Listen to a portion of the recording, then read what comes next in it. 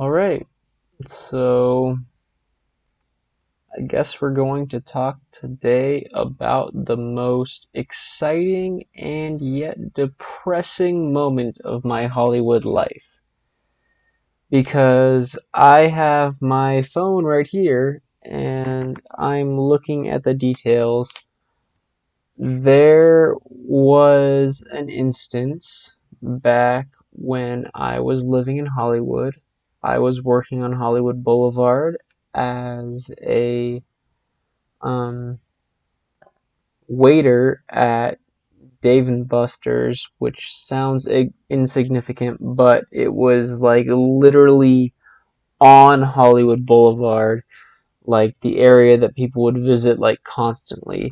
So I would be able to, when I had off work, go to the upstairs area of that building if there were no parties, which was usually held for like celebrities and stuff like that, but there were none.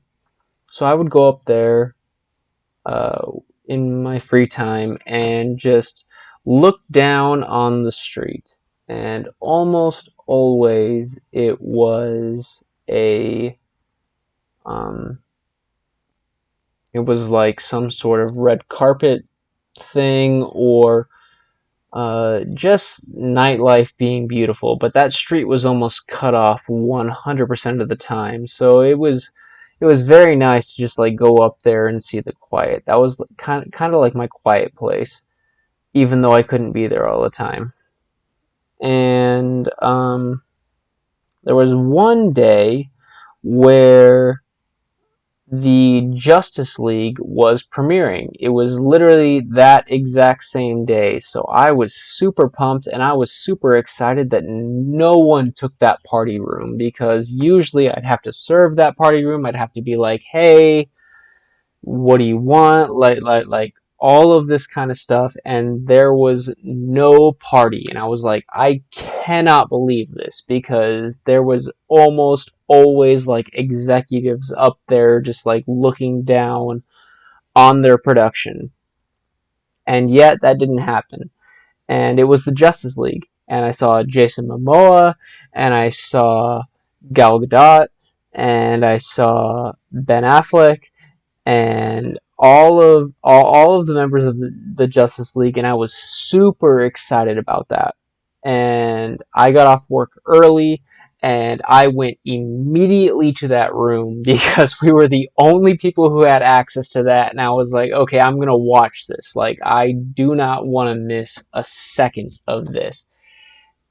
And then I watched the entire thing and I was thoroughly satisfied. Like, I was like, okay, I get to see what Hollywood life is like from like an almost perfect perspective. Like, it was a bird's eye kind of like diagonal view, and I was like, all right, if I'm not one of those people, even if I was the paparazzi, because the paparazzi didn't have access to that, I was like, okay, this was perfect for me. And it was like huge motivation. And then I was like, all right, premiere's over, time to head home. And at the time, I was actually living in my car, which is a time for another story, but I was walking towards my car, which was about a mile away. And as I passed down the street, there was a big black Escalade coming in the opposite direction, heading towards, the film area. And someone rolls down their window and they just stare at me. And I look back at them and he's like, "Hey, kid."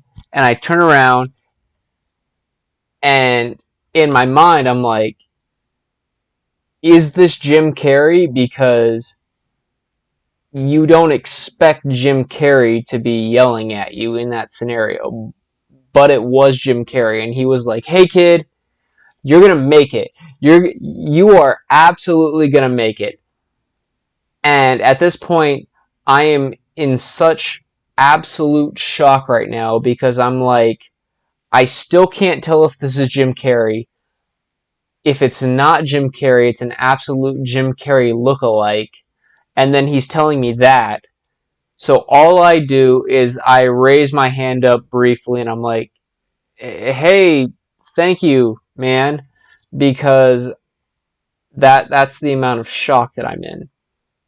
It turns out, when I found out later, that it actually was Jim Carrey, and he was on his way to his Jim and Andy premiere, which was actually right next door to the Justice League premiere. And I didn't realize that. So I kind of just like walked to my car, slept in my car because I was homeless at the time, and was basically like, yeah, that just happened. And then I told people about it, and then one of my friends was like, wait, hold on. One of my uncles just read about that story, that he wrote an article about Jim Carrey, and he heard about that, and I was like, wait, hold on. So this was like an actual thing, and she was like, yeah, and she pulled up the article, and I'm trying to pull up the article right now, but it looks like it's either been edited or removed from the post, which sounds a little bit sketchy, I understand, but at the same time, knowing personally, it was absolutely accurate. So yeah, that's kind of like another story that I wasn't planning on sharing with people, but might actually be like a relevant story, just to prove that I was an actual Hollywood actor living in Hollywood and stuff like that. It's kind of weird when you live in Hollywood, like you think, oh, hey, small world. But when you're living in that area, you actually see a lot of those people if you place yourself in the right position. So yeah, it's kind of weird how that happens. But anyway, that was just one of those other stories I wanted to share. And I thought it might be cool to share to the story before I add to other movies, just to add to my, I don't even know if credibility is the right word, just because that doesn't make me any more eligible to like movies, but you know, it is what it is. Anyway, bye guys.